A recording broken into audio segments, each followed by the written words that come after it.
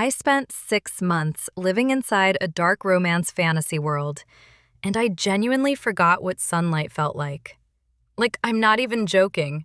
I would stay up until 4 a.m. reading about morally gray fey kings and assassins who fall in love with their targets, and I would wake up thinking about them. My entire personality became these books. I'm talking about the kind of fantasy where the magic system is brutal, where people actually die, where the romance is so intense and fucked up that you're like, should I be rooting for this relationship or calling a therapist? But you can't stop. You physically cannot put the book down. I read this one series where the main character gets kidnapped by the villain, and instead of hating him, she starts understanding why he burned down half the kingdom.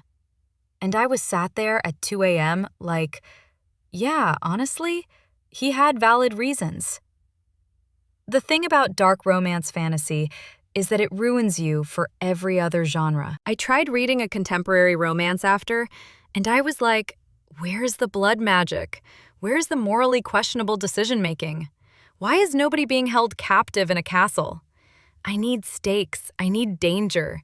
I need a love interest who's committed actual war crimes but has a tragic backstory that makes you forgive everything. And the worst part is when you finish a series like this and you just sit there staring at the wall because you know nothing will ever hit the same way again. You're ruined, destroyed, and you immediately go searching for the next dark fantasy world to wreck you all over again. Because apparently, we're all just masochists who love emotional damage.